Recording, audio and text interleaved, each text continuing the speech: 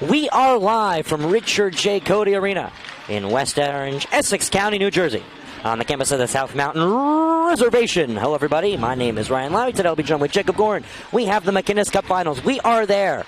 We are at the finish line of the regular season of the 2023 NJIIHL McInnis Finals. We have the Cup Final right here between the Westfield Blue Devils and the Summit Hilltoppers. Next, stay tuned to the National Federation of High School Sports. He's going to take it himself for a championship.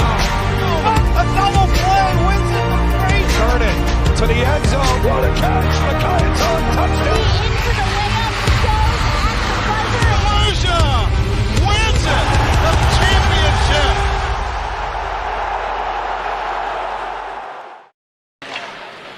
Good evening, everybody. Hello and welcome to Richard J. Cody Arena in West Orange, Essex County, New Jersey. My name is Ryan Lowry. I'm joined with Jacob Gorin on the broadcast today. We are at the finish line.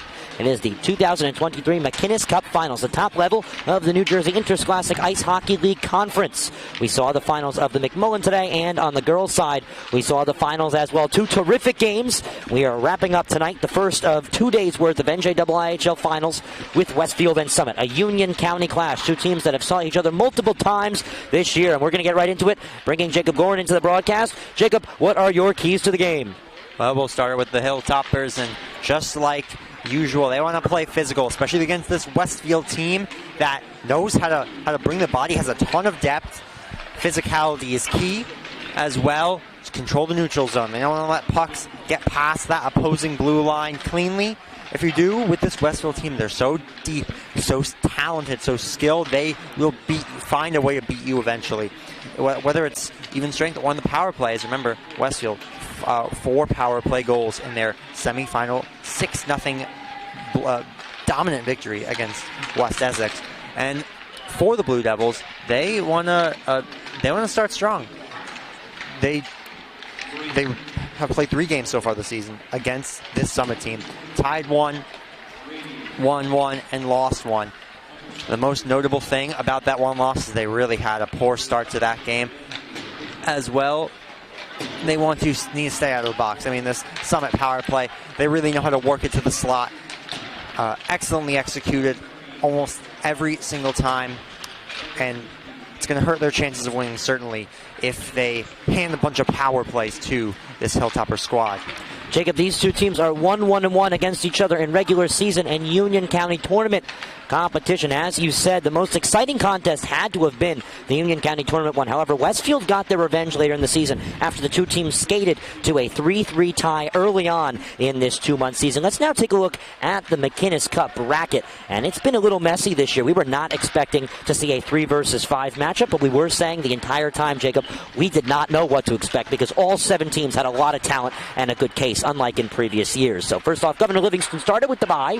Summit then snuck by Livingston in an upset. Westfield took care of Verona Glen Ridge, and West Essex James Caldwell took care of Glen Rock. Then we move to the semifinals. Governor Livingston was the number 1 seed. We're now going to adjust that on your screen. They lost to Summit in a great contest, and then, of course, Westfield took down West Essex. So 2 very unexpected scores, Jacob. 2 very unexpected teams that made it here. However, both teams showed throughout the season their prowess, their power, and their dedication to making it happen. Absolutely, and we've been saying all season long, this McInnis division was up for grabs by nearly anyone, and we're seeing a 3 versus 5 matchup in the championship. Not, Governor Livingston, West Essex, those are the 2 teams we've been talking about all year.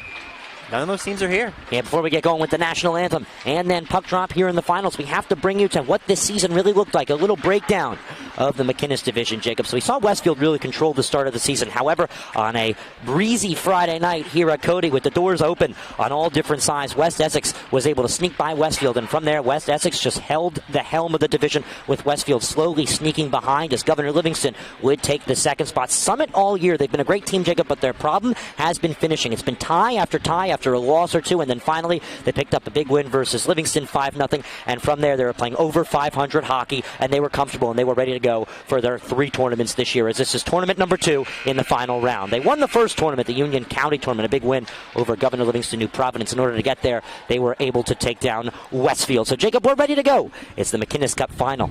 Last year's champions, the Westfield Blue Devils, taking on this year's Union County tournament champions, the Summit Hilltoppers. That's next, right here. Stay tuned to the National Federation of High School Sports.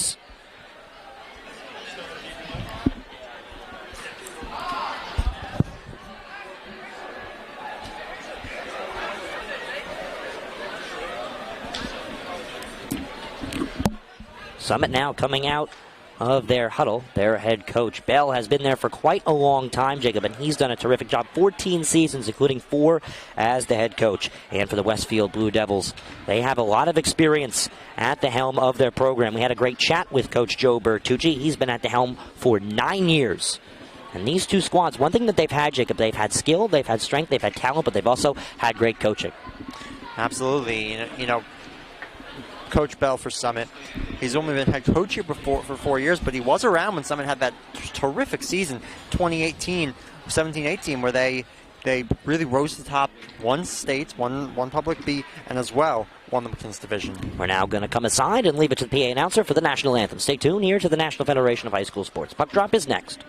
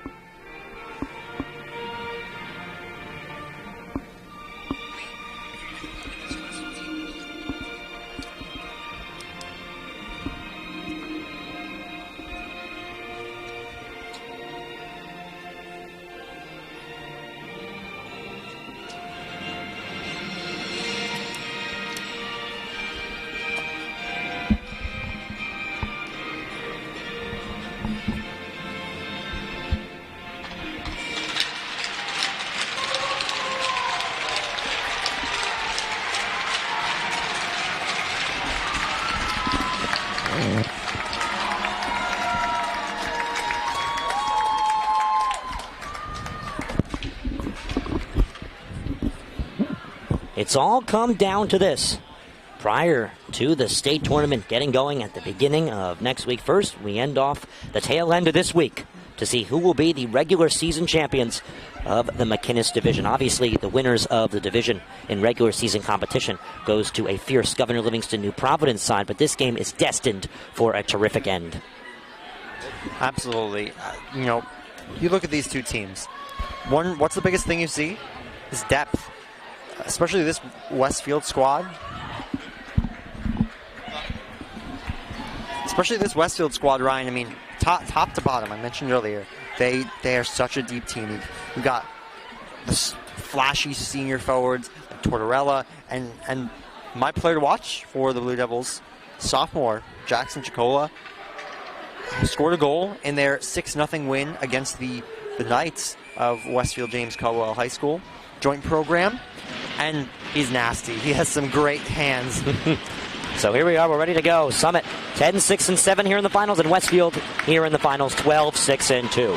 Who heads to the playoffs with another trophy to their name?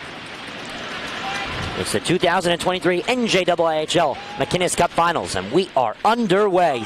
Westfield will control off of the face-off.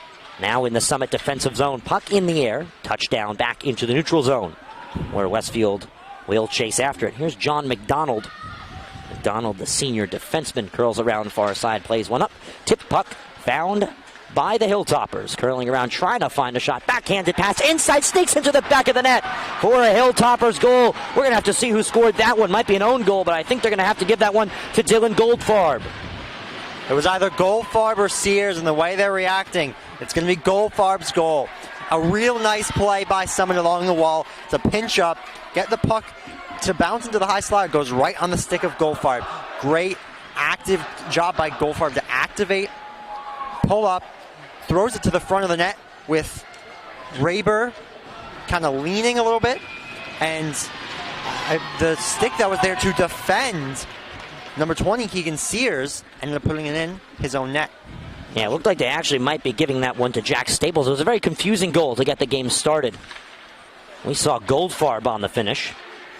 Puck in the neutral zone, controlled by Summit. Excuse me, it was Jack Staples, number 18. That goal was 40 seconds into the contest, Jacob. An explosive beginning. That was Summit's first attack, and they were able to punch it through. And now Westfield wants to respond. They want to get a shot off earlier as poked off the puck is Aiden Wilson for the Blue Devils. Now Summit responds. Jacob Jett rushes ahead, plays one back, leaves a shot that skips through for Gus Chong. Chong's 9th career goal doubles the Summit Hilltoppers lead early. I mean, you can't ask for a better start than this, Ryan. 2 goals in 1 minute. This time, Gus Chong and the defenseman. This Summit team, they love to activate off the rush. Chong just lets a shot go from the near wall. This takes a skip off a body in front and into the back of the net.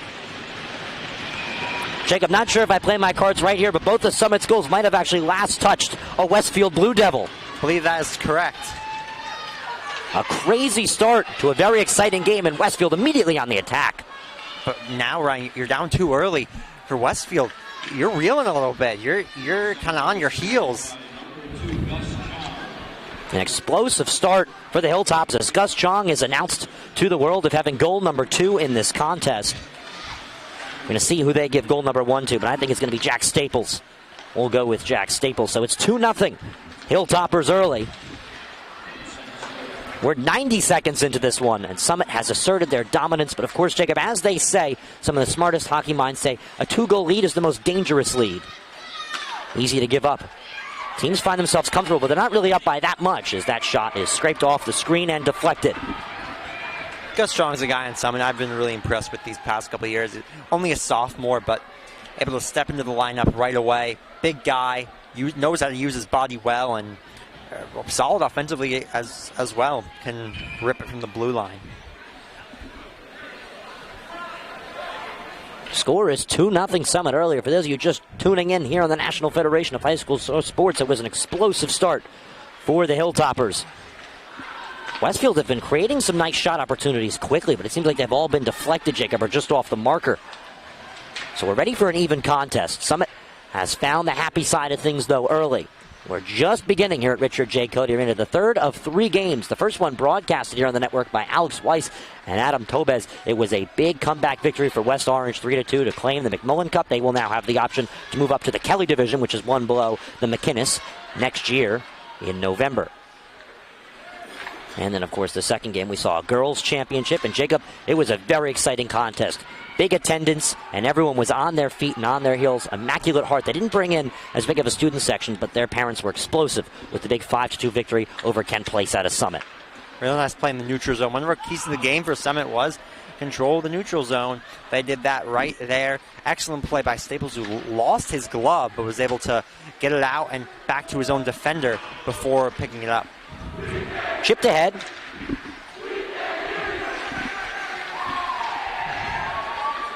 Played forward into the neutral zone. There's a hard check far side. And skating by, sneaking around, is Liznock. Liznock tries to find help. He's going to pass one right into the Westfield defensive zone where they will have to regroup. Simon Thompson, he goes down. Westfield will still body their way onto the puck. Here's Marshall. Marshall pokes ahead. Tortorella finds the puck. 15 goals on the career for Tortorella. He wants to make it 16. And a whistle blows. Looks like we have an offside call, Jacob. Yeah, that's a call there. I'm not sure about that. I was watching that rush fairly closely, and I thought that they were able to keep it on sides.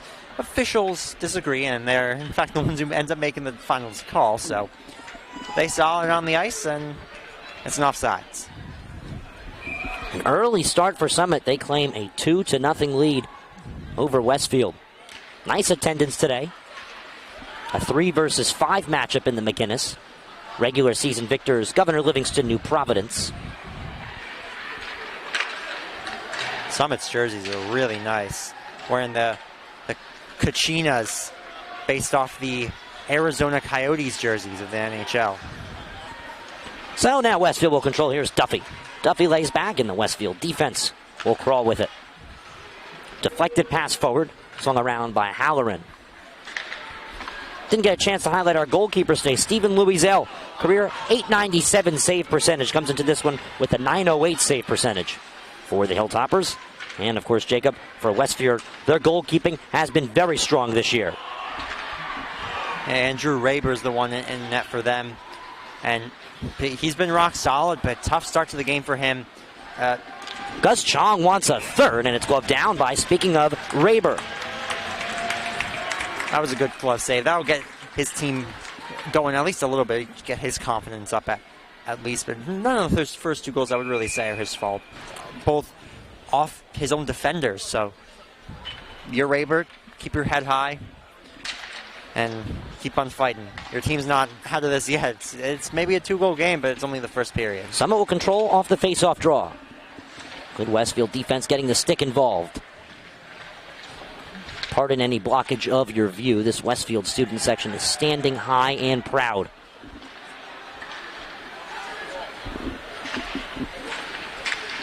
Westfield will wind up with the puck in their defensive zone, but it's taken away by Summit and right back to Westfield. Tapping forward. Here they come. Here's Gorski. Gorski endures a hard hit, stays on his feet, but loses control of the puck. Now it's Mulgrave. Summit will clean things up with 10 minutes left to play here in the opening period. Nice reverse hit in the zone end by Daniel Flame. Gorski tried to lay into him. Flame said, no, sir. Stuck him right off. Summit will make a change. They dump the puck back. Here's Westfield now up the ice in their offensive zone. Rister tried to sneak through. It was deflected off of the Hilltoppers, and now they will respond. It's been a quick-moving game, Jacob. Goldfarb only adding to it as he tries to knife through. Backhands a one-timer. It doesn't make it through. Backhander will send the puck into the Hilltoppers' defensive zone where they will reset. Gus Chong powering through, one of the fastest skaters on the ice. When the defenseman's big and fast, that's a recipe for success. Obviously, Brian Kramer, the regular season MVP of the NJIIHL McInnis division. But a lot of Hilltoppers and Westfield Blue Devils were key contributors to a very good season in the NJIIHL, especially for these two teams that made it to the finals. A 3-versus-5 game. Shot almost snuck through, it was saved, and the next one is saved as well by Louis Zell. Louis Zell keeping Westfield shut out. He's seen multiple shot opportunities rather off the marker that he's come up to save. It's been an explosive game, Jacob. I feel like we've seen, probably statistically, it's going to feel like we've played a half hour of hockey. We've only played about 7 minutes. Quick start, that's for sure. And Westfield's going to have a chance to cut this lead in half now. Offensive zone face-off off an icing call. Your Summit, you can't. I mean, they were so close to that red line. Just taking that other extra half step, half stride even, and fire it in before.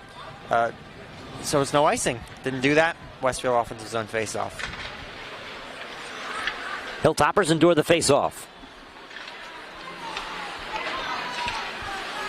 Played forward. Duffy's head was breached. He's still able to control, and Westfield plays it ahead. Hilltoppers will have to clean it up defensively. Flame plays it around to Mulgrave, who backhands one towards a speedy Gus Chong, or pardon me, that's number 27, Paul Rubenstein.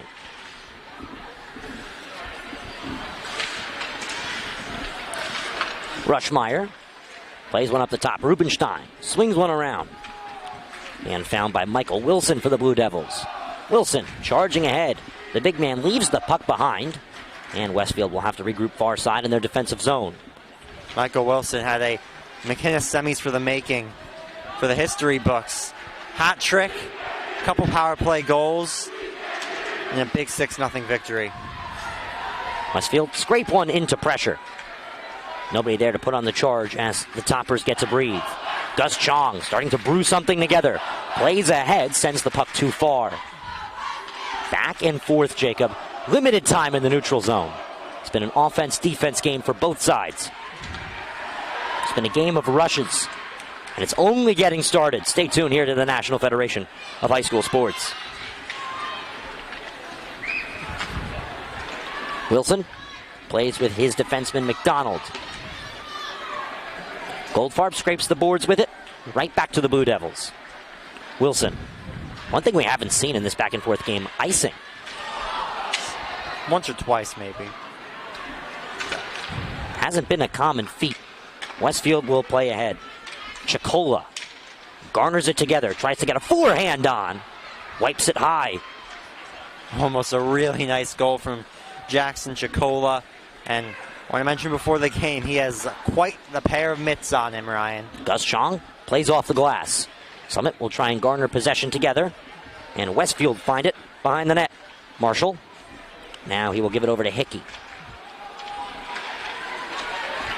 Good play for Westfield to try and take it ahead. Chikola sauced off the puck. Hilltoppers will try and advance with it. Semser played in and deflected off of Raber. That shot coming from Daniel Flame.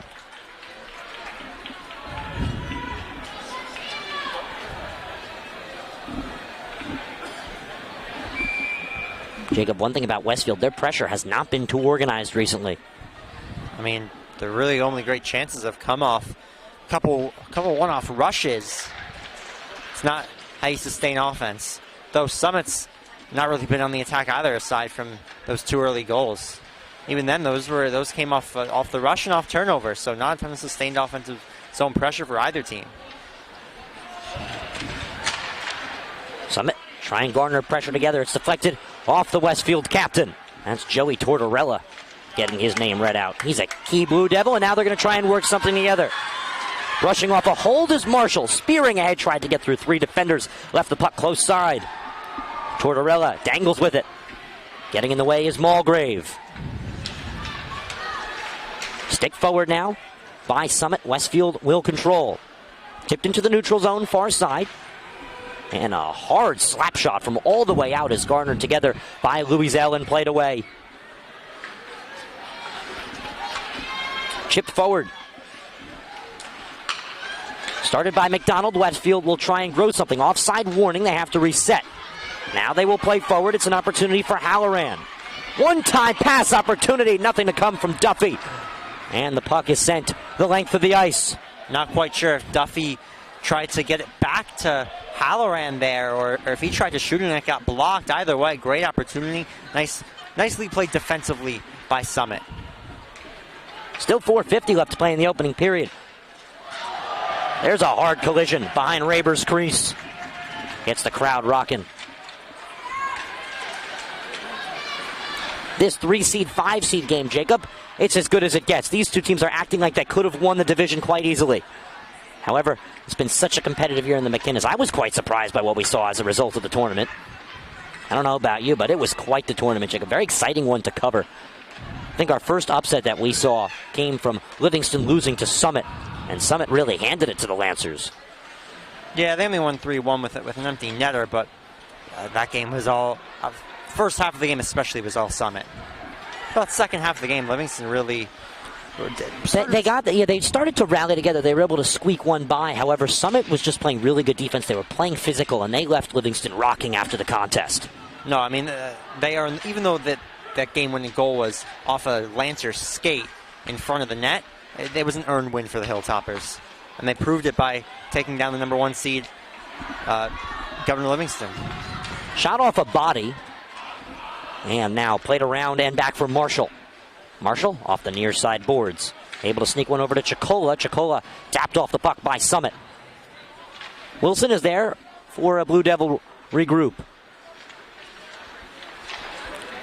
Nice touch on the puck there by Gorski to get something started for the Blue Devils. Scraping ahead is Abel. Abel. Chikola will beat him there. Summit putting on the physical pressure. Abel able to garner possession of the puck. Still controlling as the defense is putting a lot of pressure on him. Goldfarb finds the puck. Able to sneak one ahead to Jet. Jacob Jet trying to get back on the forehand. Lets one rip. It's deflected off of Marshall. Summit still spearing ahead. Rubenstein. Chong. Chong gets flattened. Finds his rear end on the ice. Chong tried to find a little hole there. Got leveled by Marshall.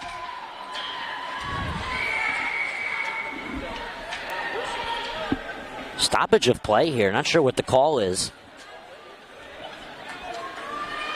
See if anyone's heading to the box. I don't think anyone is. Oh, net got dislodged. So it's a net dislodgement. Just barely. Looked like a Westfield player got a skate wrapped around the bar.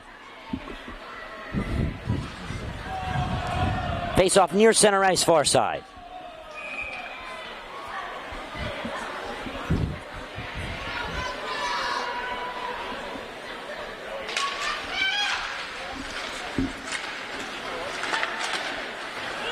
Captain Flame Plays it into the Westfield defensive zone near side. And the Blue Devils will try and regroup. Tipped pass, and now it lands with the toppers. Mulgrave plays one forward. Way to create space over to Rushmeyer. Rushmeyer can't get a pass through. And now the Blue Devils will try and respond. However, they are covered up by Shevyakov for the Hilltoppers. 2:10 and an icing. Westfield really needs to get something going. Summit's just control the majority of the play here. I'm not saying they've gotten a ton of great chances off the cycle in the offensive zone, but you gotta, if you're Westfield, you gotta at least have the puck in the offensive zone for a little bit. Haven't really done that. Westfield will now control near the blue line. They chip one forward. Holding the zone for the Blue Devils is Wilson. Tapped ahead off the marker, hard off the boards. Westfield will play it back. Now holding the zone for them is McDonald. This one almost got through. Nice tip try in front by Tortorella. Louiselle is able to get something to the Hilltoppers the other side. Here's the shot. It's saved by Raber. Now Westfield will try and respond. Wisnock dangles with it as it's played forward by Wilson. Gus Chong is skating forward. Westfield looks like they're trying to get out of the way as this shot is saved. Stick side. Excellent play there by Raber. The junior has another year of eligibility. Louiselle only a sophomore. He's got 2 more after this year. Hilltoppers endure a change while they're putting on pressure.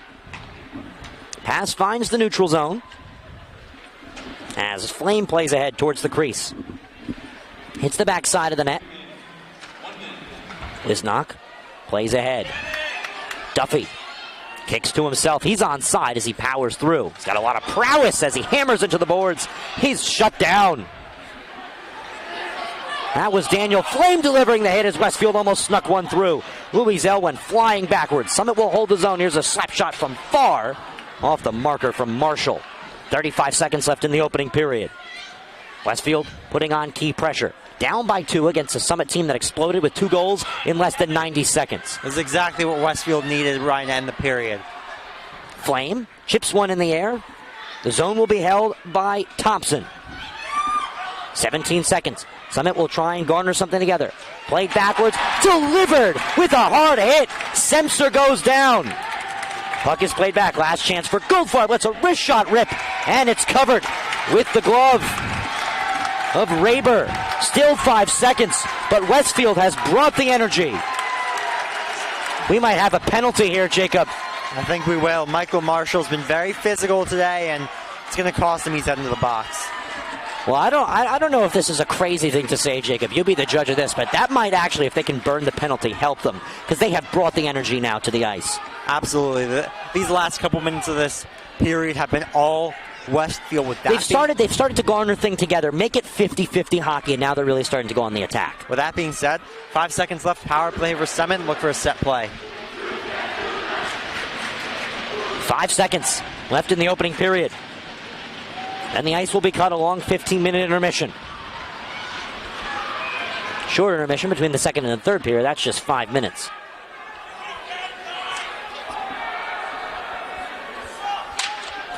Face-off won by Summit. The puck will skip into the neutral zone, and that will do it. So we will see the Summit power play really come into fruition to start the second period. But we have the long intermission. Summit's explosive 2 goals in the first 90 seconds of play are the separators. Stay tuned here to the National Federation of High School Sports for the second period of the 2023 NJIIHL McInnis Cup Final.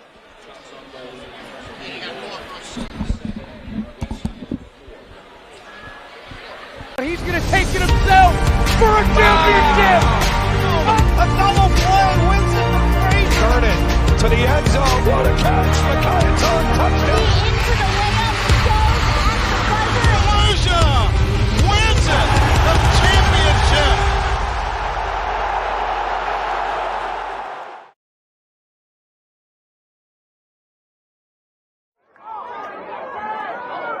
There you go to the air again, and there. And that's a touchdown.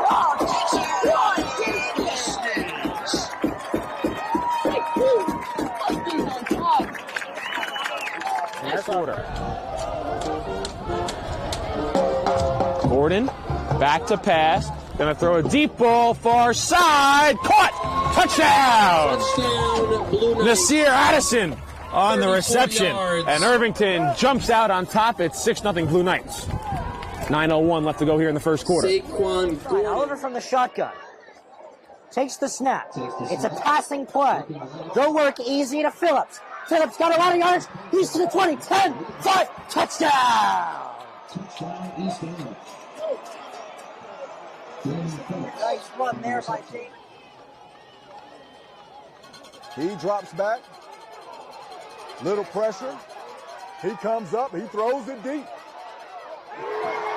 And it's a flag on the play, along with the reception. A lot of time to make a play. Third down and long. There's a pass play, and it's intercepted. Eric Perez with the pick. Can he go to the house? He lost the ball. He recovered it. What's the sign? That's Smothers saying, look at him go. He just broke through the whole defense. That's right. He looked like he's going to take that to the house right there. That's a touchdown. He didn't even cut. Touchdown Cougars. That's the most dynamic play I've seen all year. Number 3, Timmons. That's what he's got.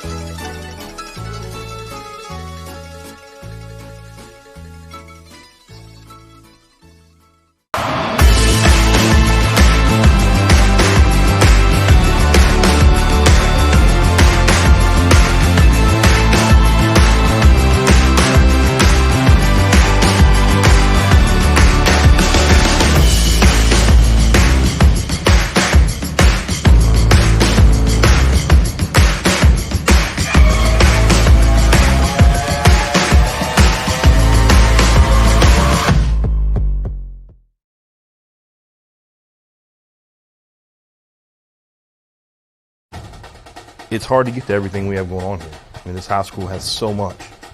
And now you're offering the ability to watch those events without having to travel there. My dad travels a lot, so he likes to watch the events. Like if I'm playing a volleyball game and he can't make it, he'll watch it and he loves it. I think it was homecoming. It was Friday night, and it was a punt return. And I returned it all the way back for a touchdown. And then, of course, I showed all my family members, and they really liked it. They liked to see what their family members can do. Golden Lions. I think this broadcast is essential because our team is global, and we got people all over the world going to watch the game. So without this, there's no way they can do that. These kids and these players feel loved. They feel important. And by broadcasting it, you have a bigger group that you're reaching that allows them to know those kids.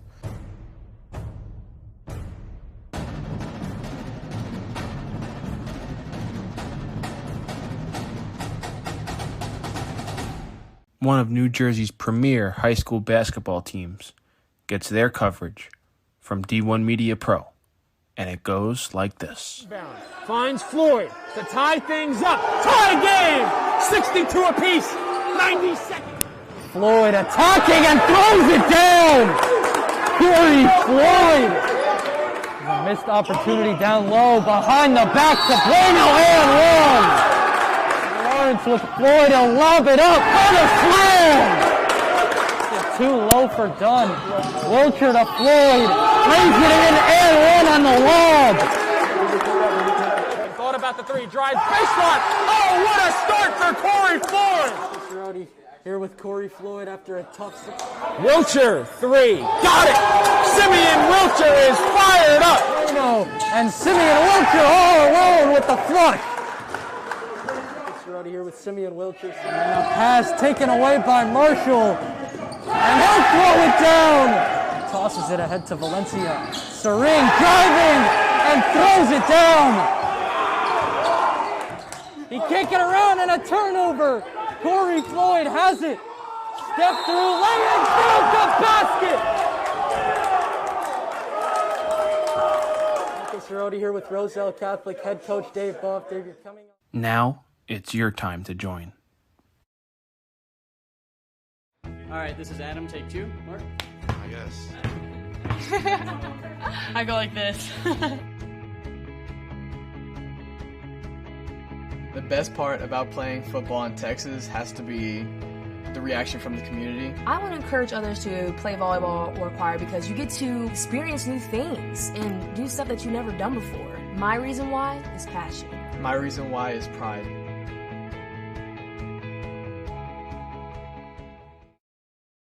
So just imagine. Nothing I can see but you when you dance, dance, dance. Feel good, good creeping up on you. So just dance, dance, dance. Come on. All those things I shouldn't do, but you dance, dance, dance. But there ain't nobody leaving soon, so keep dancing. I can't stop the feeling. So just dance, dance, dance. I can't stop the feeling. So just dance, dance, dance. Come on.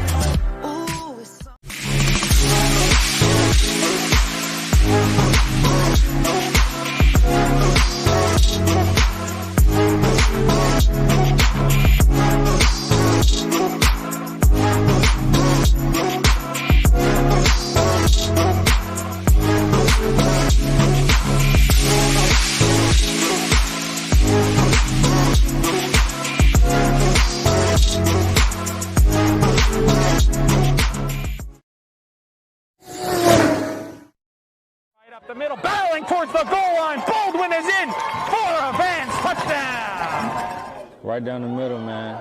This guy, and he keep going, and he the ball's loose. And they hop back on it, and that's a touchdown. Short punt, bounds at the 35. Fielded at the 40 by Quick, out to the corner. He's got blockers and a lot of green grass in front of him.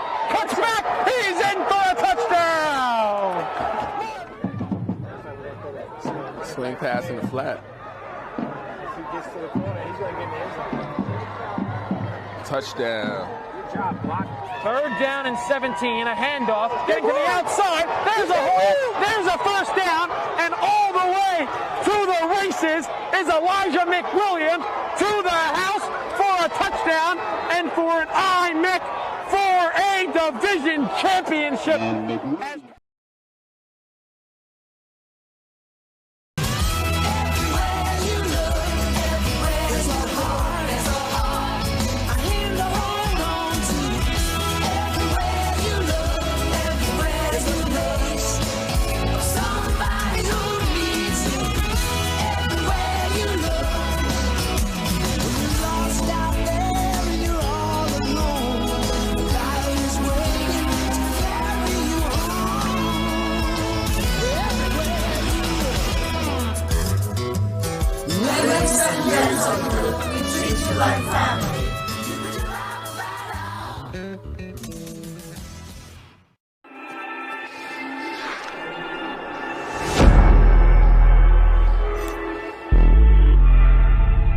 Yeah, they hate when you elevate. You're stacking up losses, I'm handing them out, yeah, I had to go delegate. It feel like I'm floating, I'm lost in the moment, I swear I could levitate. They never believed that I would really fly, I had to go demonstrate. I had to set them straight. They hate when you elevate, elevate, elevate. They hate when you elevate, yeah. I had to elevate. I'm way too fly, yeah, I'm feeling. Over to Floyd, he's open, thought about the 3, drives, baseline. Oh, what a start for Corey Floyd! Free throw line, tries to dump a pass off, gets intercepted. Freeman all the way to the hole. Oh, what a block by Moore! Left to play in the 4th quarter. Cromartie, 3, got it! Davis probes in the corner, 3-pointer, up and down, Brown again! His 2nd straight 3. Roselle Catholic in a hurry. Wilcher, back to Bueno. He's going to try and tie it. And he does! Oh, big shots all around! He can't get around and a turnover. Corey Floyd has it. Step through, lay in, build the basket!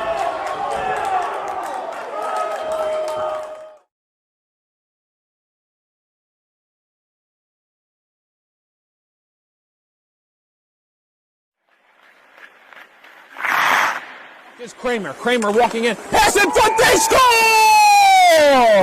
5. Puck comes back out to the point. Gorski with a shot, and then they score! Slap shot for the point. Block the side. Here comes Ken Bishop walking in short-handed. He scores! Up ahead for the Marauders. Here comes Biggins. They score! Michael Biggins for St. Peter's Pup, and they lead it 3-2. The celebration is underway. The horn sounds, and the Glen Rock Panthers are the McInnis Cup champions. But that's going to do it. The revenge. Led out by Andrew Raber, the Westfield Blue Devils are ready to go. They're getting an ovation by a large student section. After the first 90 seconds of the game, they started to slowly find their footing. By the end of the first period against the Summit Hilltoppers, they actually found some control, Jacob. Yeah, they those last few minutes, they put on the pressure. Summit came back the other way, though, when it was Michael Marshall who took a penalty in the final 5 seconds. So Summit will start on the power play. They'll have nearly a full power play to work with. And they're looking to get themselves up by 3. I mean, you got to remember, this was a fairly even play first period. Not without goals. Summit up 2. And, Jacob, we can't forget both goals. It was likely a Westfield Blue Devils skater that was the last touch on the puck, both times. We were trying to dissect who scored the first goal. They're going to give it to Jack Staples, number 18, and then goal number 2, Gus Chong, working his brilliance, really controlling the ice on behalf of the Hilltoppers. But the Blue Devils have started to gain some momentum, and they are going to go shorthanded into the middle period of action. But they're ready for it, Jacob. They're explosive, they're ready to go, and they're excited. I'm excited. Yeah, I'm excited as well. What are your thoughts for the second period? Expect it to be another high-intensity period. I mean, these are two teams that have depth, have talent, they can bring it on every line, and they're going to come out with a lot of energy, and Westfield especially, coming out on the penalty kill. They can kill this off. That's a ton of momentum. And don't forget, this is the last step before state playoffs getting going on the 20th this month. First round is due by the 23rd. State finals are on March 6th, and they're at the big stage, Jacob. We were there last year for one of the 5 state final games. It's at the Prudential Center. So both these teams will begin their run. Summit out of Public B, Westfield out of Public A at the beginning of next week. But first, they want to close out this week with possibly another cup to their name. The second period starts right after the puck is dropped. Summit will start with a 2-goal lead. 30 minutes of hockey left to be played. And the first 2 minutes, roughly, of this period will be a Summit power play. So here we go. Let's get going with another period of NJIIHL McInnis Cup Ice Hockey Final action. I mentioned Public A tournament. This is going to be a busy year for Cody Arena as the semifinals for the Public A bracket will be held here. Yeah, that of course also applies to Public B, Public C, and non-public at Minnan Arena this year in Marstown, about half hour away from here. Great control here by the Hilltoppers. Chong tries to sneak one through 5-hole, couldn't get it to go. And it's lapped out by Tortorella. Summit will still hold the zone. They're going to look to try to get a shot set up in the slot, Ryan. The putback is in for a Hilltoppers goal. The captain spices the dice. And Summit is up 3-0. And what a finish from the captain, number 19 for the Hilltoppers. Dylan Goldfarb gets his first goal of the game and his 25th career goal. What I say, they want to set up the shot from the slot. Puck takes an unconventional bounce to the captain Goldfarb, but he whacks it home. I thought that missed the net and off the boards. It looks like it hit the boards. And back out. That's how quickly it went in and out. 3-0 Summit. They have controlled this game. That's their first goal that didn't hit a Blue Devil skater before entering the net confinement. 3-0. All 3 goals were during the first minute or so of a period. The first 2 We're within the first 90 seconds of the first period. And then the goal from Goldfarb, his 25th career goal, comes with less than a minute in to the middle period of action. Icing. Summit's looking for the tournament sweep. One Union County on their looking like they have a chance now here, up 3-0 to take down a tough Westfield squad, McInnis, and they're going to look to, after this, take home the Group B tournament. Northern Highlands, though, it's going to be tough. That was quite poetic last year, Jacob. Westfield was able to win the Union County tournament against Governor Livingston New Providence. Summit wins it this year. Westfield won McInnis last year to tack on a second trophy, and that's exactly what Summit's trying to do, Jacob.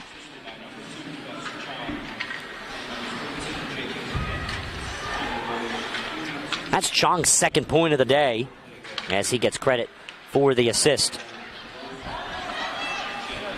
Tortorella spars ahead, sneaks through the Summit defense, finds himself behind the crease. Tortorella was sprung by a real nice outlet pass off the boards from Aiden Wilson.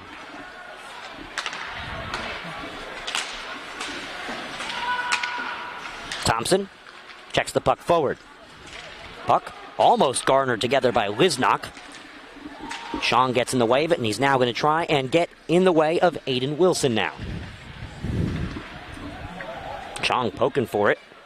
Found by Abel. Alex Abel wraps it around. Now to Wilson. Wilson tried to make that real nice pass along the boards again. He's done that a few times today. Icing, as the Hilltoppers will take a breath. He's done that a few times today off the boards, off the heel of his stick, perfectly onto, or towards at least, his teammate. 3-0 Hilltoppers here on the National Federation of High School Sports. Explosive right off the bat each period have been the Hilltoppers. Westfield has a lot of work to do. Down by 3 goals. Here's Summit trying to put a 4th goal on. Sparring ahead, looking for goal number 1 on the day, or rather goal number 2 is Goldfarb.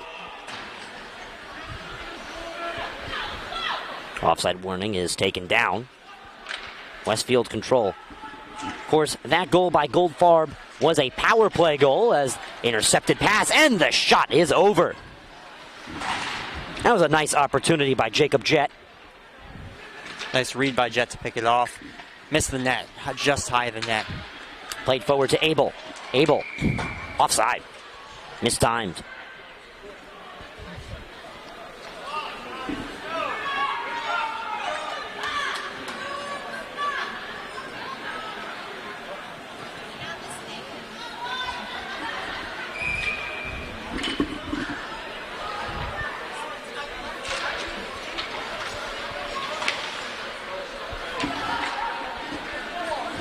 Gus Chong for the Hilltoppers.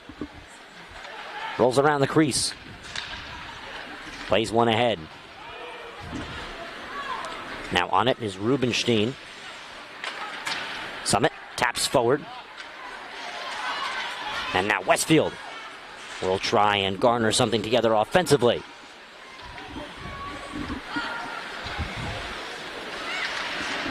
Messy hockey so far, Jacob, as Westfield find the puck. Yeah, been a lot of back and forth in the neutral zone. Westfield wants a trip. Looks like they're going to get it, as here's a shot. It's tucked away by Louiselle. And now we're going to see the Westfield power play. Oh boy, they needed this one. It's a trip. Their power play was lethal against West Essex. 4 for 4 to start the game before West Essex finally able to kill off a couple. They're going to have a chance to get to work here, get their team back within 2. Still plenty of time to tie this one up. And this Westfield team's dangerous. You can never count them out. Shevyakov goes to the sin bin, and now we're going to see Westfield's first power play of the contest. They need a big goal to restart the period as they enter this one down by 2 goals. Gave up a power play goal to get the middle period started. Now they're on the power play. Let's see what they can brew together. Quarterbacking is Wilson. Wilson plays it over. Set to get it back.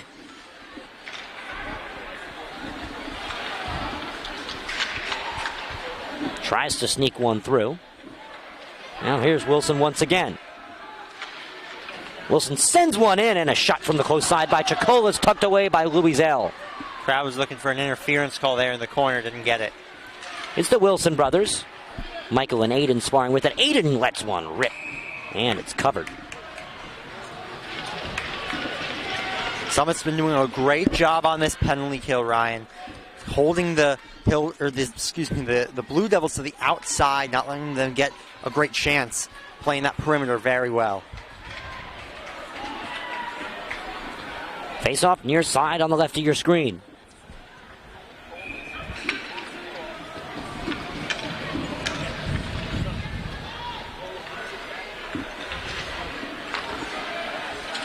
It's the Wilsons once again. Abel sends it over to Michael Wilson. Michael lets one rip. He goes too high, and this one scrapes off the glass, off the boards, and it'll go the length of the ice. Westfield will regroup. Michael knows the great chance that he missed, and that's going to be a penalty. Penalty behind the skating with the puck, Aiden Wilson. It's going to be against Michael Wilson. And the junior defenseman will enter the box. Michael Wilson's frustrated with that one, and that was a weak call. It's 4-on-4 hockey now. Westfield, they need the benefit of the doubt. Down 3 goals. They're not going to get it there. Sometimes 4-on-4 can benefit a team. They work better with more space, even if that means one of their guys is in the box. So we will see a minute of 4-on-4 hockey. Then we're going to see Summit's power play right back at it. Face-off endured by the Toppers. In the back is Goldfarb. Taken away. Here's the Blue Devils on it. Once again, we're going to now see roughly 45 seconds of 4-on-4 hockey. That'll open up the ice a little bit for both teams. Westfield, the defending McInnis Cup champions, and Summit, this year's Union County Tournament winners. Back before Essex and Union combined, the Union County Tournament used to resemble the McInnis Cup for the Union County Conference. That was a long time ago. Now Union, Essex, and even a few Bergen teams come in to the NJIIHL Conference. The Frisch School in Kelly. Of course, we see most famously Glen Rock in McInnis. Glen Rock, a very talented team, Jacob. Yeah, and they were placed. Westfield will now work ahead. Here's an opportunity. Abel goes up and around, can't finish, but the putback goes in. Aiden Wilson gets it to go, and the Blue Devils put something on the board. Odd man rush there, Ryan. Real nice play by Abel. The curl and drag gets the shot on. Aiden Wilson's right there for the rebound. He's been their star on offense, Ryan. He's a young sophomore. Westfield needed that, Jacob. They're now back into this goal-scoring extravaganza. They are going to be on the kill in 1 second.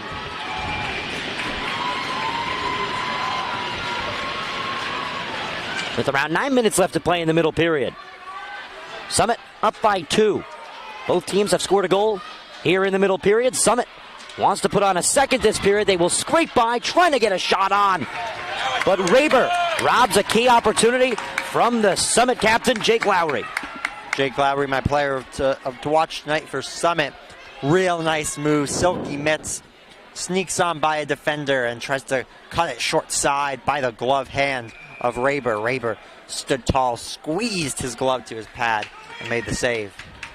He's going to need to do more of that if he wants to get his team back in this game, still down 2. Abel to Wilson. And Westfield gets something going for him here in the middle period of action. Waiting both a Hilltopper and a Blue Devil to enter for a face-off. Summit will finally get Lowry to take it. Chip forward, and that begins the Blue Devil kill. Just a 43-second power play at this point, Jacob. Yeah, well, it counts as a full one on the stat sheet. We'll see what some Westfield trying to play a short-handed option as Abel's pass is deflected. He's the first one on it, bodies his way onto the puck. Spears around the boards, leaves the puck behind as he is shielding off a physical Jake Lowry. 20 seconds left on the power play. That's a key time burner. Westfield, Jacob, they're right back in this one. The energy is there. We saw it enter in the latter stage of the second. An explosive start for Summit, and now Westfield are finally starting to feel their heels in this contest. Puck in no man's land. Delivered over to Jet. Jet resets. It's a reset for Jake. 5-on-5 hockey we are now seeing. Attempted backhander is taken away by the Blue Devils. McDonald tries to work one ahead, trying to get it out of the defensive zone. Doesn't want to use his skate. Tried to get a stick on it. Coming to help him and rescue the day is Wilson. Wilson chips into the neutral zone near the benches. Michael Wilson using that big frame of his very well. Marshall sends it ahead. Whistles come in. Puck is iced, and now we're all the way back into the Westfield defensive zone with 7:40 roughly left to play here in the middle period. Thank you for joining us here in the National Federation of High School Sports. It's the 2023 NJIIHL McInnis Cup Final. It's going to be a crisper pass out of the neutral zone for Marshall. He knows that. It's McDonald for the Blue Devils.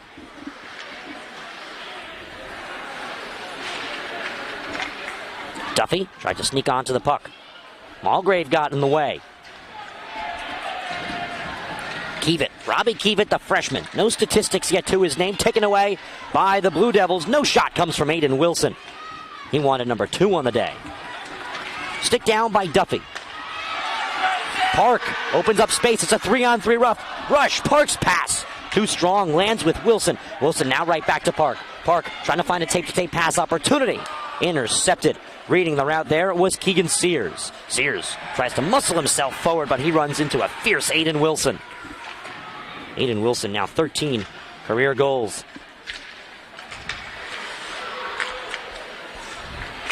Summit would have been offsides. They'll punch it forward and make a change.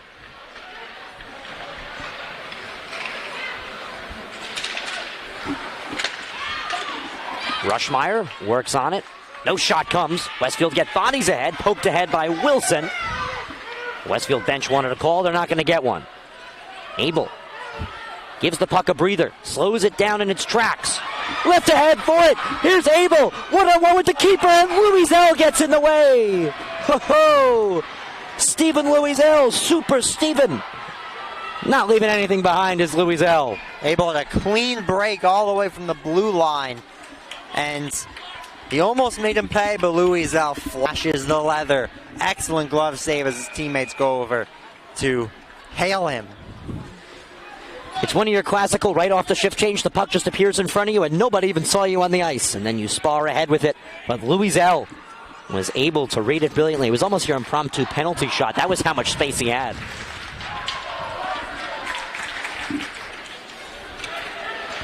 Mulgrave plays on your side on the left of your screen in the Summit defensive zone. Hilltoppers control with pressure to him. Flame bullies a Blue Devil to the ground. As coming to rescue him is Goldfarb. Goldfarb with a goal on the day. Here he is receiving the puck on a route, trying to poke forward. He's interrupted there by Thompson. Marshall spins one forward. Tipped off the stick of Chicola. However, the whistle still comes in for icing. A lot of frustrated fans. Yeah, I'm not sure that was icing there. I think it hit Chicola's stick. Saw and heard that hit Chicola's stick. It most definitely did. You could tell the puck's speed was interrupted. Took a slight dip as it neared towards the boards. Remember, there's no race for icing in high school ice hockey as well.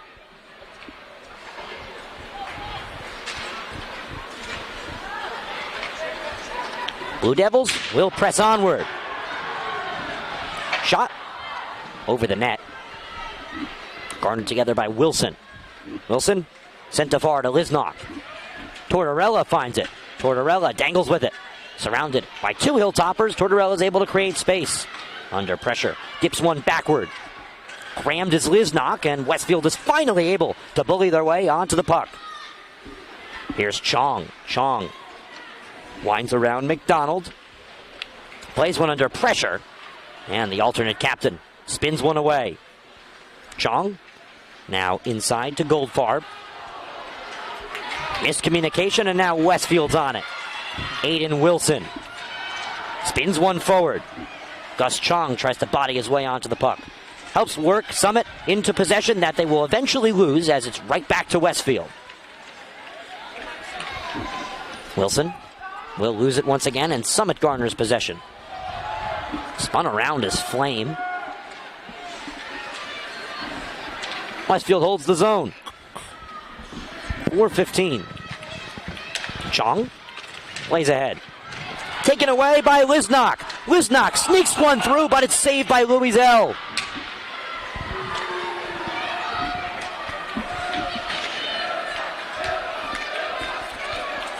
Andrew Lisnock had a key opportunity, but Louiselle once again coming up strong. Rushmeyer rushes to the boards. Westfield's really putting on the pressure now.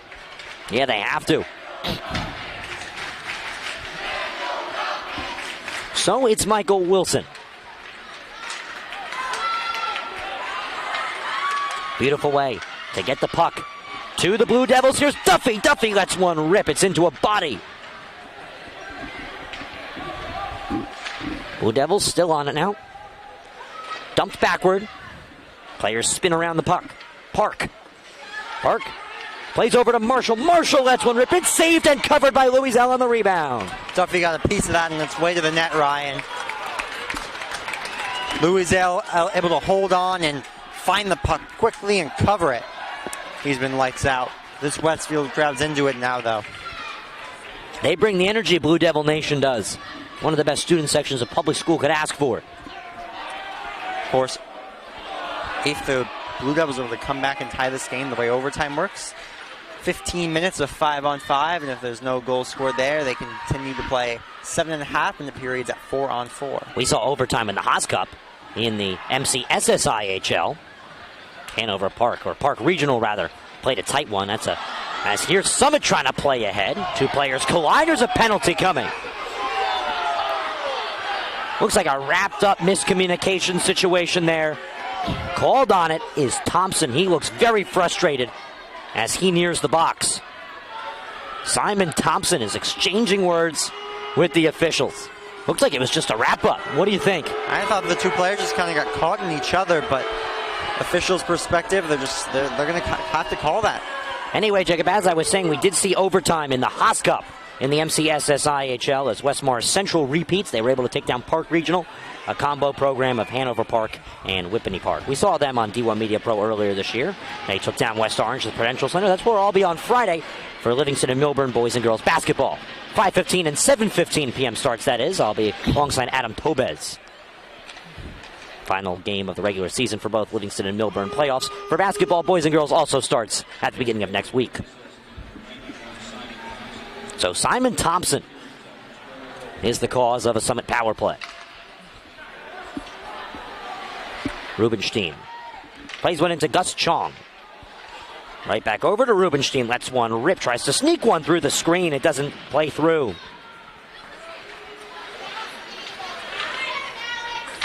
Puck caught within the boards and finally snuck away. Still though, the Hilltoppers get a shot on. This one just missed. Off the side of the cage. Still 70 seconds left in the power play.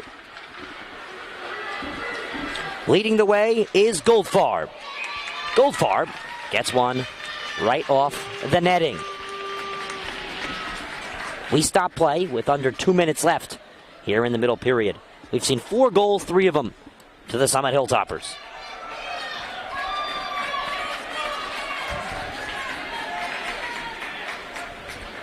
Westfield's going to have some time at 5-on-5 when this power plays up. They're going to need to get something going, carry that momentum into period number 3. Westfield win the faceoff. They're set to take on Central Regional at Warrenanko next week to get their playoff campaign started. They earn the 1 seed. And for Summit, they have a matchup versus Cranford next week to get their playoff campaign started. Staples works ahead. Tapped off of it by Wilson. Summit holds the zone. Goldfarb sends one through. Hilltoppers will still control. A setup pass is tipped by the Blue Devils. Marshall on an excellent effort. Puck under pressure and poked away. Delivered over to Semser. Summit working passes in between. They try and sneak one through out of his cage, and now finally sneaking back in is Raber. Summit still controlling. 12 seconds left on the power play. Hard hit to the boards. Westfield wasting key time here as they're finally able to sneak one into the neutral zone and the length of the ice. And that will do the power play. Louis Zell comes out of his cage to slow it down. Final 50 seconds will likely be 5-on-5 hockey. Summit spar ahead. It's Goldfarb. Gains it back. Sneaks one into the neutral zone. So Summit can remain with the puck. They dump it now into the Westfield defensive zone. Chipped forward by John McDonald. Struggling to control is Lisnock. Lisnock chips over to Marshall. Marshall plays ahead. Backhander, and then receiving the wrong end of a hard hit is Halloran. Gus Chong plays ahead. Chong is an option. They'll use him. Chong opens up space. It's a one-on-one against Raber. Chong sneaks one, saved by Raber. Tried to sneak one above, but Raber read it, tapped it forward. Summit still control off the rebound. Slap shot moving backward. This shot rocks over by Gus Chong with a few seconds left to play. What a pass. I think that was Flame with the outlet. Gus Chong in all alone, and Andrew Raber up to the task. Big save to keep his team within 2 in 6 seconds now in period number 2. This is concerning.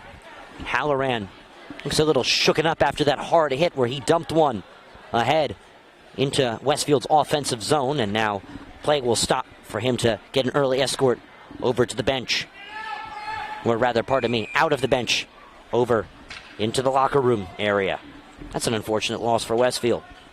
It was a hard hit. It was a delivered hit that was legal according to the officials. Final 5 seconds. Summit will have one more shot opportunity. It's the one-time finish right before the horn is successful from Jacob Jett. Summit back up by 3. They tie their largest lead of the game.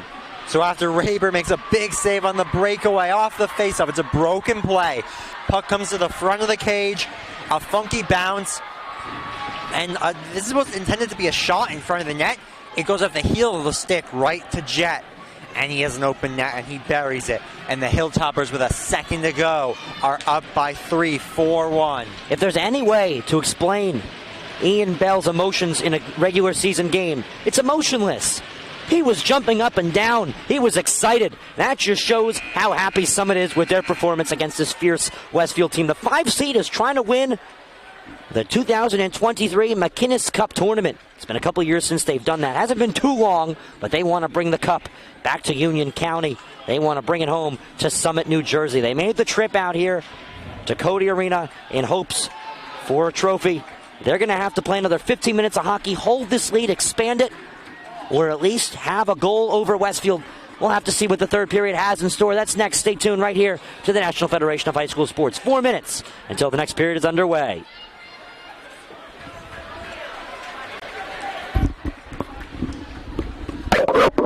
He's going to take it himself for a championship. A double play wins it the break. Turn it to the end zone. What a catch. McInnis touchdown. Might have to wait a little longer, folks, because it's the finals. They'll be cleaning up the ice once again. Looks like we'll have around 15 minutes till we're right back at it for the third period of action. In a 5-goal affair, Summit 4, Westfield 1. Stay tuned to the National Federation of High School Sports.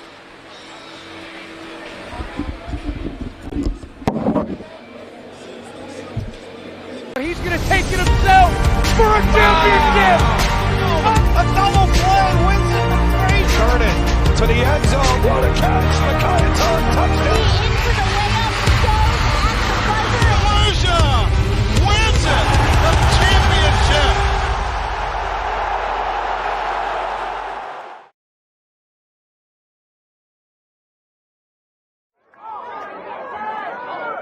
And he go to the air again, and they. And that's a touchdown.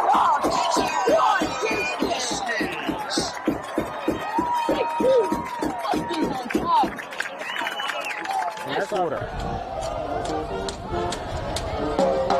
Gordon Back to pass.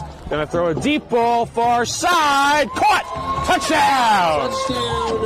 Nasir Addison on the reception. And Irvington jumps out on top. It's 6-0 Blue Knights. 9:01 left to go here in the first quarter. Oliver from the shotgun. Takes the snap. It's a passing play. They'll work easy to Phillips. Phillips got a lot of yards. He's to the 20. 10, 5, touchdown! Nice run there by James. He drops back. Little pressure.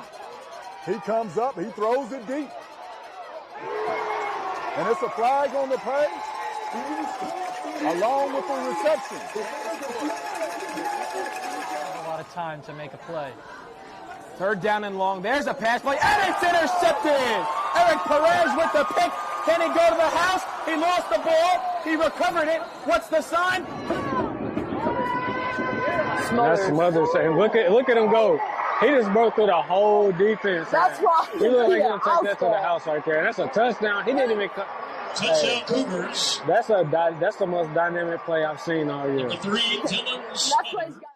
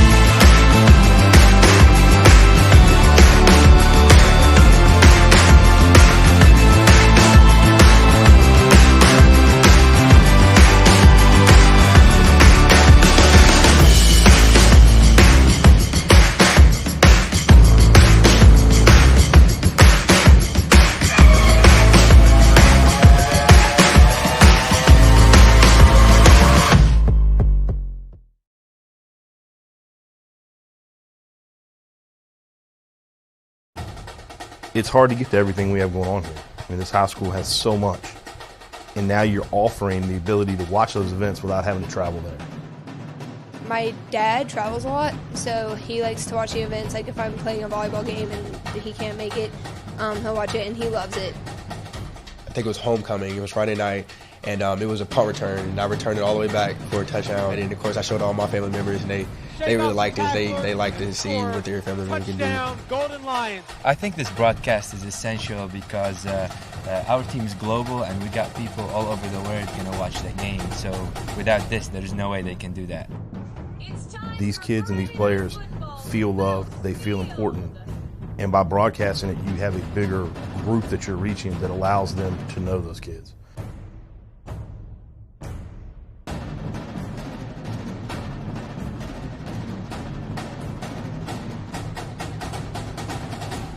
One of New Jersey's premier high school basketball teams gets their coverage from D1 Media Pro, and it goes like this.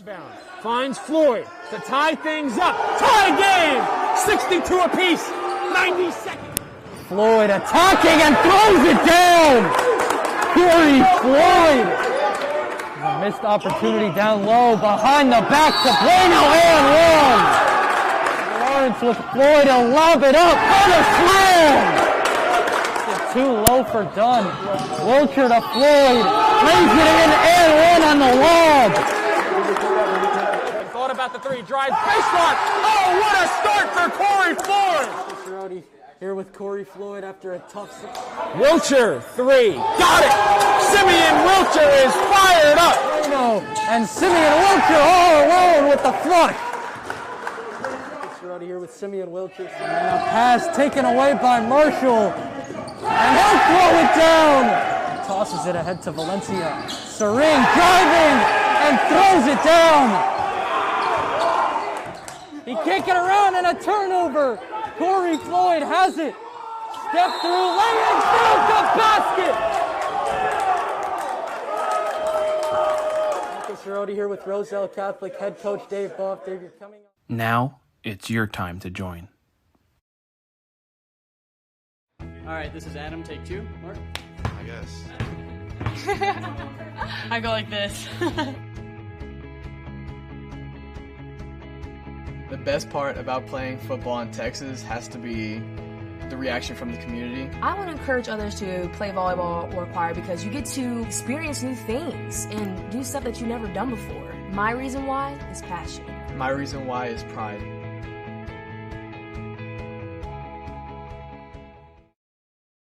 So just imagine. Nothing I can see but you when you dance, dance, dance. Feel good, good creeping up on you. So just dance, dance, dance. Come on. All those things I shouldn't do, but you dance, dance, dance. And ain't nobody leaving soon, so keep dancing. I can't stop the feeling. So just dance, dance, dance. So just dance, dance, dance. Come on.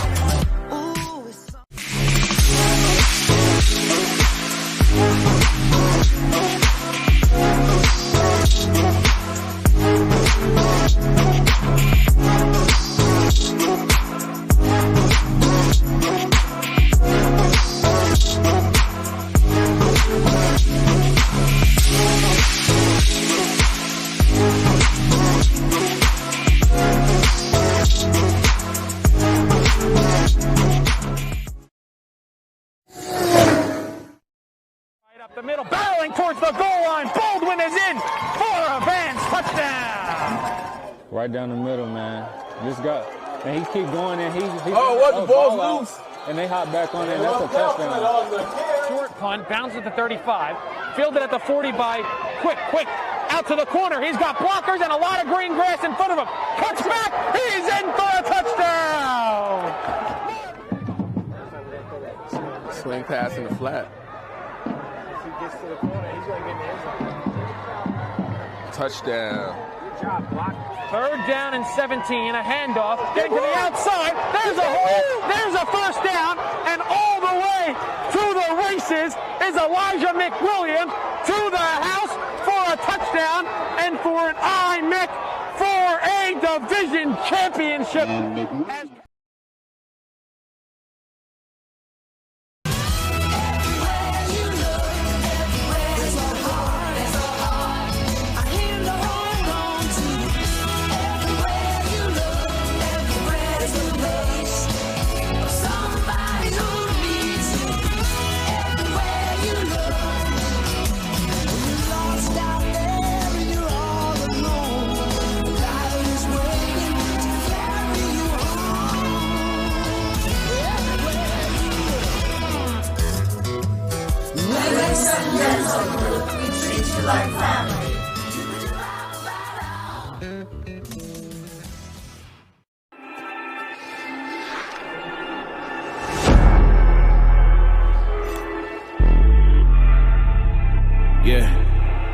They hate when you elevate. It's stacking up losses, I'm handing them out, yeah, I had to go delegate. It feel like I'm floating, I'm lost in the moment, I swear I could levitate. They never believed that I would really fly, I had to go demonstrate. I had to set them straight. They hate when you elevate. Elevate. They hate when you elevate, yeah. I had to elevate. I'm way too fly, yeah, I'm feeling. Over to Floyd, he's open, thought about the 3, drives, baseline.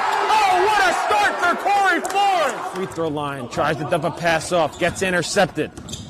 Freeman all the way to the hole. Oh, what a block by Moore! Left to play in the 4th quarter. Cromartie, 3, got it! Davis probes in the corner, 3-pointer, up and down, Brown again! His 2nd straight 3. Roselle Catholic in a hurry. Both teams tack on a goal in the middle period. It's a 4-1 lead for Summit. They put 2 on. They're ready to go. And if you can take a look at Westfield, they're in an intense huddle.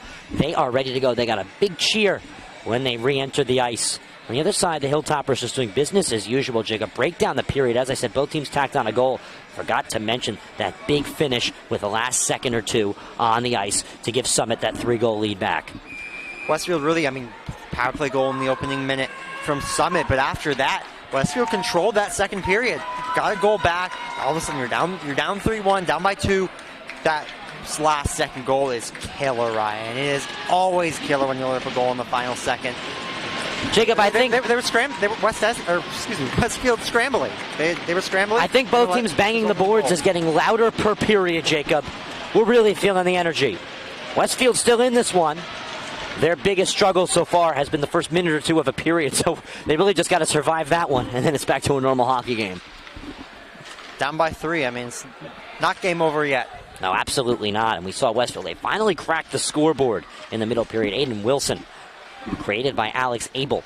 Westfield brought in new life. A couple power plays on both sides. We saw 4-on-4 hockey. Summit snuck another one in to finalize the middle period of action with a 3-goal lead. So here's Westfield working ahead. Park, slap shot, puts it on. Doesn't get it to go. Puck sneaks back into the neutral zone. It's Duffy. Played backwards by Halloran. Now Summit working on the left side of your screen. Blue Devils work ahead. Head of steam they have, Zach Park. Park tries to find help from Tortorella. Gets it to Tortorella. Chong gets a stick on it as well. Here's Captain Tortorella for the Blue Devils. Dumps it behind. Playing forward is Marshall. Michael Marshall curls around.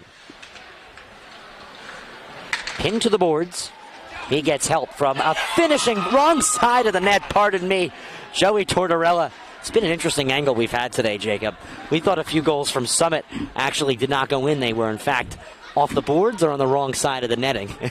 We saw one that for sure looks like it went in, and it actually hit the outside. I saw it the whole way off the outside of the net. Westfield crowd thought it was a goal for a moment, as did you, clearly, and it was close. It was really, really close. Wrapped around, here's Aiden Wilson. Wilson to Lisnock.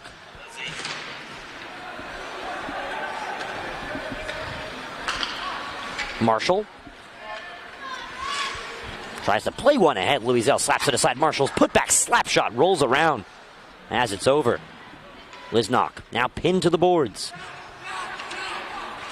Summit trying to pin back onto the puck. Westfield will have to reset, played forward by Michael Wilson.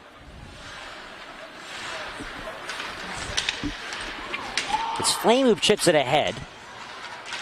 Summit trying to stop another Westfield offensive rush. They're able to poke on pressure.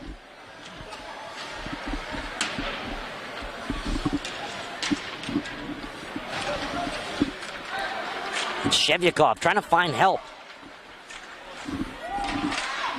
Behind the boards, Rushmeyer tried to sneak one through. Found by the Blue Devils. Ebel just almost put that back in his own net. You got to be careful. I know he's trying to clear it off the boards, but you got to be careful. Summit played into the Westfield defensive zone. Puck rolls around close side. Under 12 minutes left in the third period. Winner of this one, 2023 NJIIHL McInnis Cup champions. Westfield, the defending champions. Been a couple of years since Summit claimed it, as we were talking about, Jacob. It's been almost a half decade, probably around that. 2018, that was when they had that amazing season where they also won States Group B. It was a big season for the Summit Hilltoppers. Lowry taps ahead. Wilson able to get one into the neutral zone. Summit will dump the puck. It's Michael Wilson for Westfield. Wilson rolls. Wilson plays around a Hilltopper rush. Still going. He's finally pinned down by Mulgrave. Open pass. Shot opportunity. No good. But the Marshall slap shot. Tipped off a body and in the air. Now down on the ground. Played back Mulgrave. Able to get one into the neutral zone. It's the Blue Devils on it now. Westfield's just playing a little bit too lackadaisical for my liking. Abel blindsided there by Jet. Summit's playing aggressive, and they're capitalizing. That was one thing Summit's just been doing this entire tournament, this entire season. They've been wearing down teams. They saw a lot of tie games, but they really started to pick up wins. Their first Livingston game of the season, it was a 5-0 win, and it was pretty much north from there for them. Obviously, they endured quite a few losses, but a few key wins as well, as we're now going to have. Likely a power play to come in. Holding.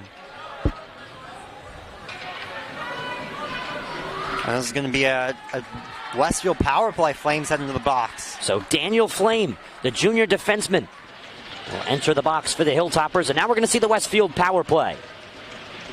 Westfield does have a goal on the day. They're trying to make it 2.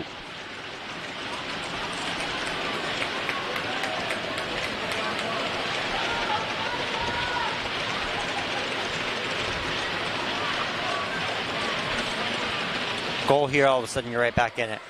Absolutely. You saw Westfield do that earlier, but a power play ruined that mindset during the middle period. 10-15.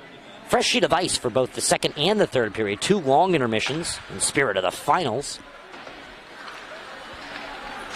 Puck ran the length of the ice now. Westfield trying to work forward. 10 minutes left in the third period.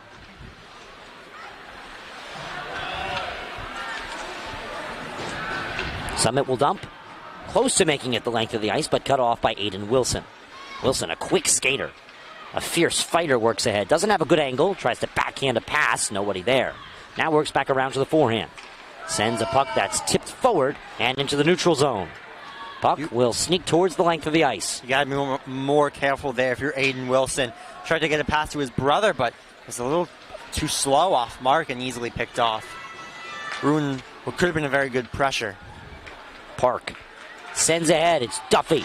Duffy can't get a shot on the puck too far ahead. Swings one outside. That one intended for Park. Instead, it's a self-clearance.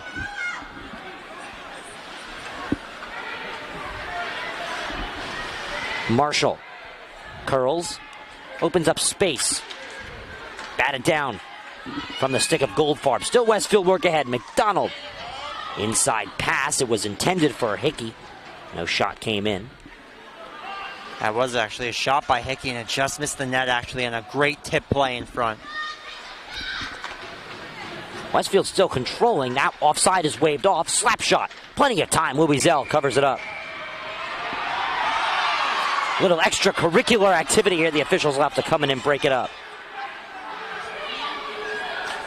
Might have been a collision. Hickey goes down. It's been a fierce contest.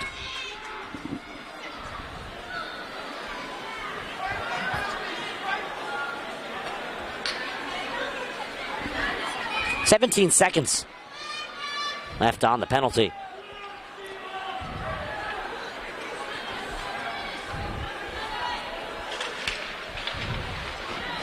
Right off the face-off draw. That will dump the penalty. Marshall goes to retrieve for Westfield. Maybe one last rush. Not going to be enough time. Puck sent almost the length of the ice and retrieved by Semser. Semser chips ahead. There to tap it is Flame. Blue Devils rushing the way of that one. 8:15 left in the third period. High pass. Touchdown by Park. Summit respond. Too strong for Jake Lowry. Lowry, the UChicago football commit. Quite the athlete, hockey and football. Yeah, also very good on both sporting ends. Summit work ahead. Try and find a pass. Down goes, and hissing at the boards is a Blue Devil. Whistle comes in. Looks like a Hilltopper is down. Also collided with the Blue Devil. That's going to be Keegan Sears. He's been a key contributor on this team all year long, and he's going to be escorted. Keegan Sears a little shooken up. He followed a Blue Devil to the boards. Rattled the ice. Looks to be all right. Sears, the big 2-0 for Summit. He's looking for a stick. He's a sophomore forward. Wondering where it went. I was telling the officials doesn't know where his stick is. Well, where did it go? I don't see it along I the believe it was picked up. Taken to the bench.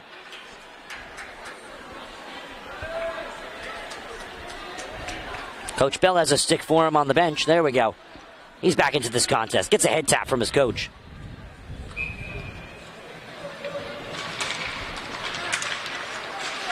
Face-off won by the Hilltoppers, but Westfield trying to respond quickly. A lot of lost sticks here. Katiga also lost his stick for Westfield. Gets right back on it. Wanted a penalty out of it. Didn't get it to go. Maybe a hook he was looking for. Goldfarb chips one ahead. Takes a weird deflection, and now Westfield's on it.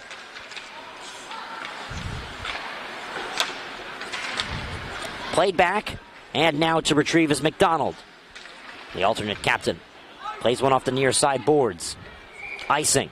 One thing we were talking about, Jacob, during intermission was that Westfield does a whole lot more icing than Summit. And it's cost them. Summit's had a lot more offensive zone draws and a lot more offensive zone time and a lot more goals. Up 4-1.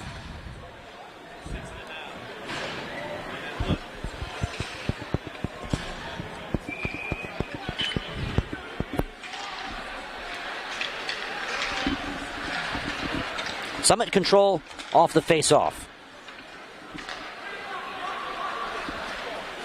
It's Abel trying to spar ahead. Tipped off the puck, Marshall plays it to the red line. Miscommunication, Thompson overskates it. Here's a quick shot, tipped right off of Raber, and the putback well off the marker. Out of play. Off the netting. 6:48 left in the third period.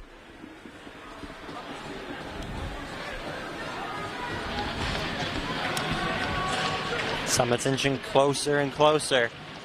See if they can hold on in these final 6:48. Westfield off the face-off draw. Moving quickly, Chicola. A little too quickly. As the Hilltoppers were perfectly positioned to take over. Goldfarb plays ahead. It's a rush to the puck, and it's won by the Hilltoppers as sneaking one through. What a beautiful finish. A quiet them down finish, Jacob. That was a brilliant goal by the Hilltoppers. It's number 5 for them. Puck squeaked out. Jake Lowry said, hey, I got this. I play football. I can run. And he moves his way up the ice with speed, gets on the puck, and squeezes it 5-hole. That was a beautiful, beautiful goal from Lowry. Shushes the crowd on his way to the bench. It was a sticky finish. It was a brilliant finish. That's one way to carry the puck, Jacob. That could be the icing on the cake here. Ryan with 6:30 good to go in a 5-1 game. Still a lot of time, but Jake Lowry flashed his stick here at Cody Arena.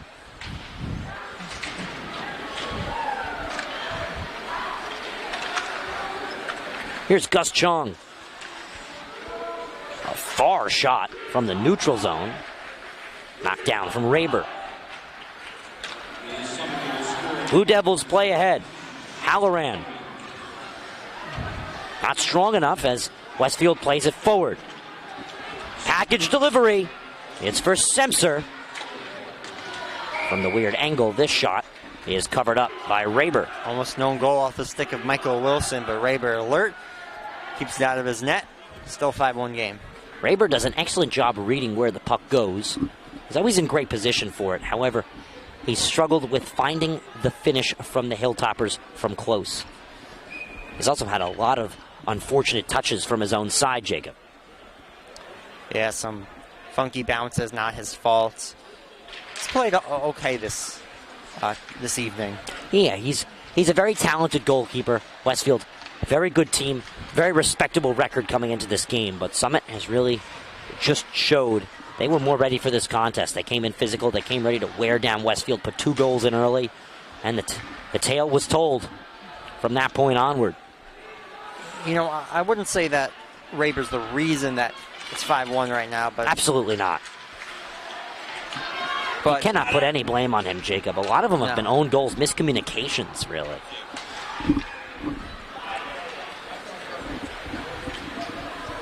Icing. I was going to say at the same time, I wouldn't say he's been lights out, but certainly not. It's hard to say. It's hard to say a goalkeeper's lights out when they've given up 5 goals. Exactly. Well, the Summit student section very excited about this result, and they're waving goodbye to the Westfield fans. They did a jersey theme, and of course Westfield trying to wear their blue. Wasn't an easy road trip for either student section.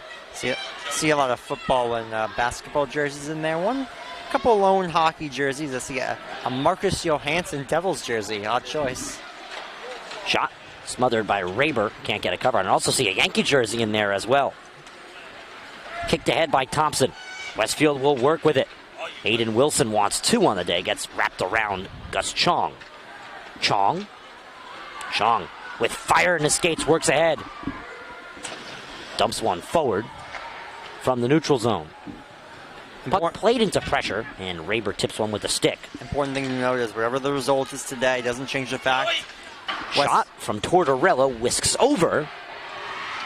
Westfield's going to be the number one. Misses as well. Doesn't change the fact Westfield's going to be the number 1 seed in Public A.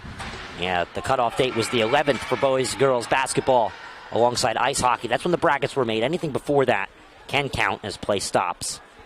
Can count as towards power points, rather. It's the best 12 for ice hockey, Jacob.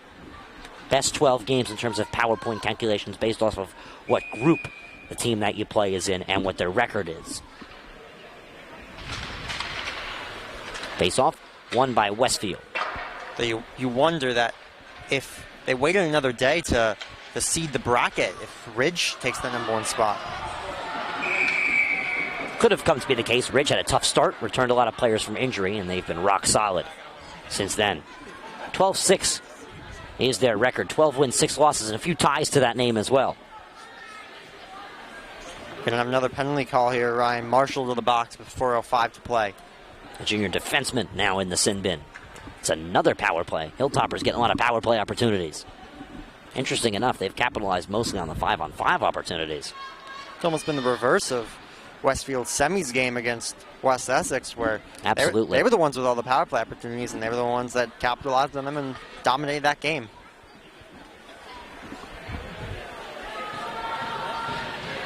Four-minute power play. Double minor, I guess. Interesting. That would take us the length of the game, Jacob. Well, unless there are 2 goals scored in quick succession. Shot. Oh, it's off the post. Summit's got a long power play. Plenty of time. They almost capitalized for a second. There's a one-time opportunity. Can't go. Summit's still on it.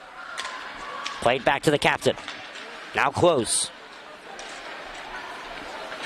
Summit doing great skating. Played over. Gus Chung lets one rip. Hand up. Looks like we might have another warning from the official, Jacob. Am I seeing that correctly? We could see something coming out of this one. Yep, Summit pulls their goalkeeper. It's going to be a 2-minute 5-on-3. Whistle eventually comes in as the sticks are wrapped up, and we're going to see a 5-on-3. Cross-checking? Yes. Thompson's heading to the box. That's 2 in the box for Westfield. So a double minor, and Thompson enters with his cross-checking minor. And it's going to be a painful end of the game for the Blue Devils, as Summit is soon to claim the 2023 McInnis Cup. See if they can cook up on this 2-minute 5-on-3. Well, you can almost guess in your ordinary game, Summit might want to give Louiselle a rest, but you got to keep him in for the whole contest, Jacob.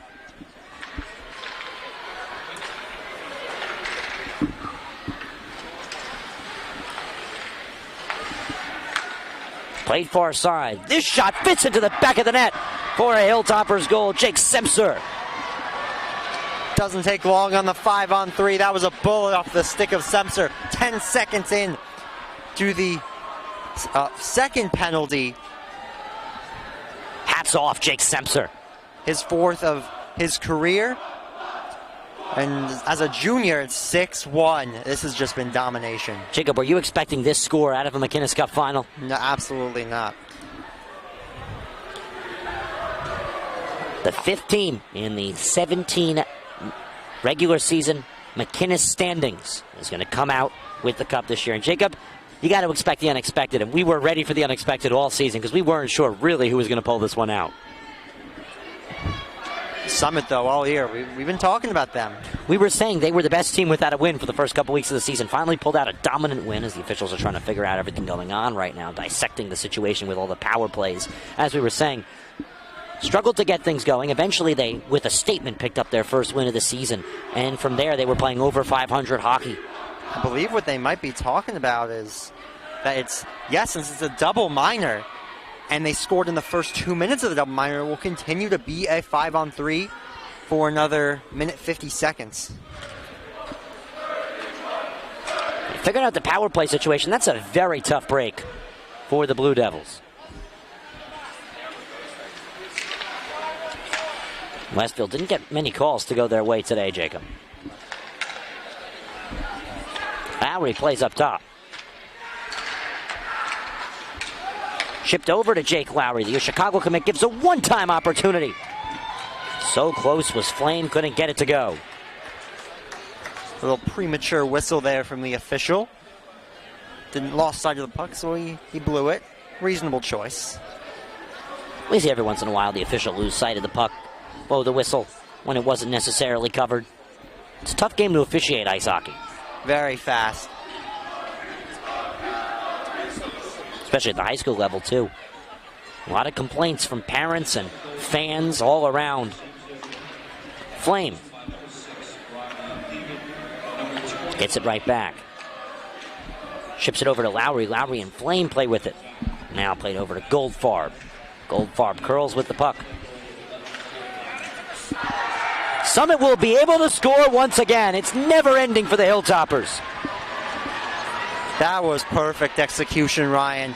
Keegan Sears roofed it. Top shelf on a great feed from behind the net. 7-1. Still on the power play for the Hilltoppers. Still on the man advantage, and the Hilltoppers in the finals are bringing in Ryan Cohen.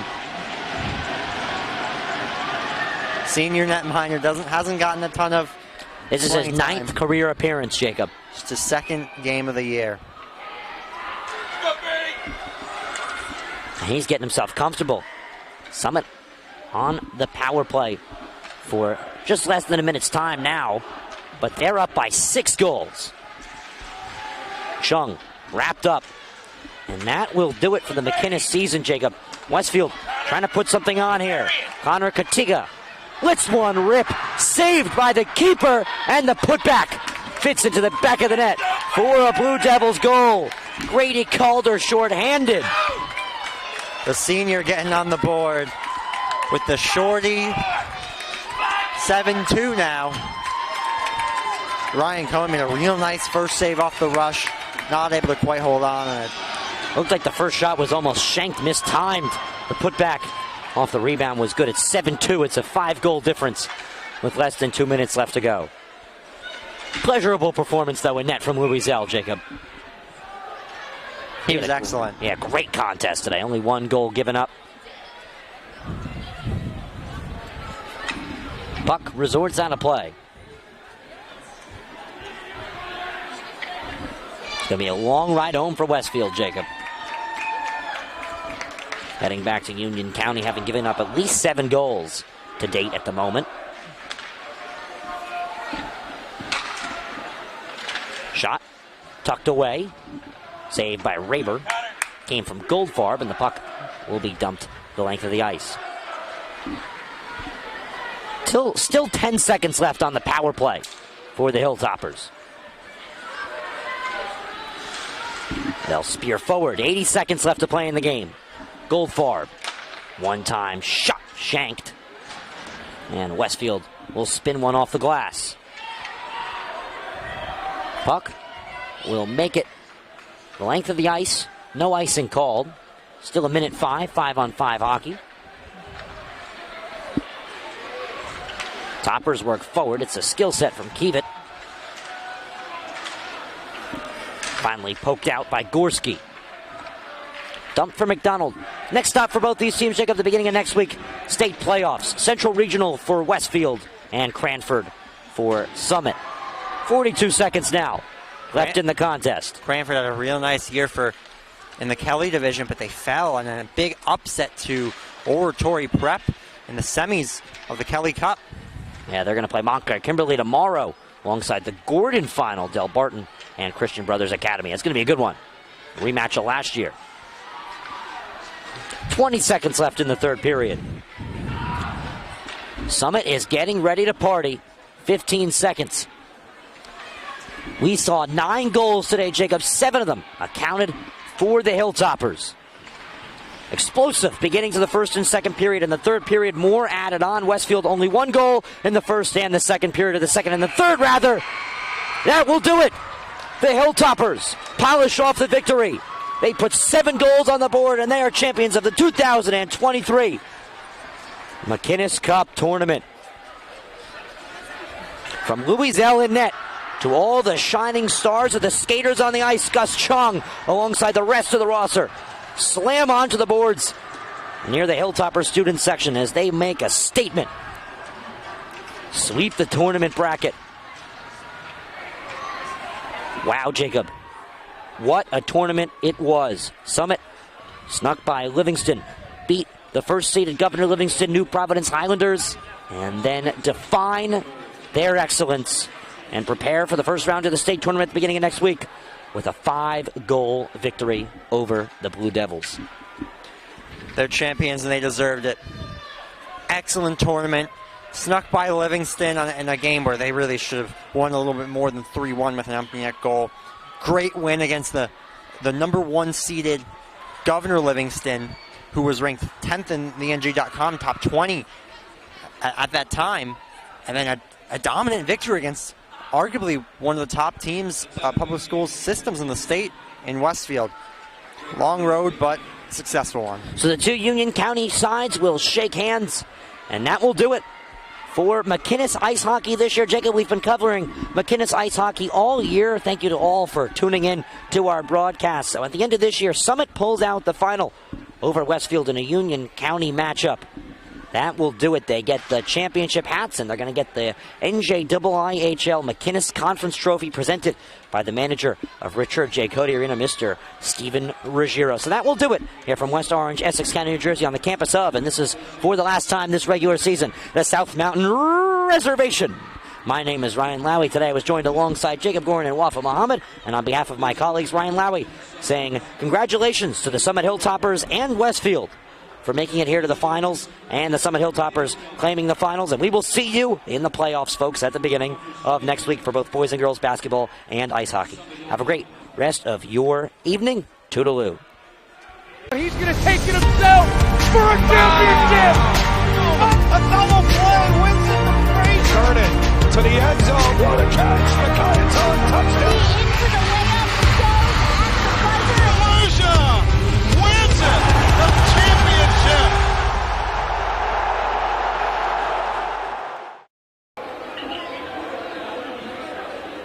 Have a good one. See you tomorrow. What's up? Yeah, that was impressive.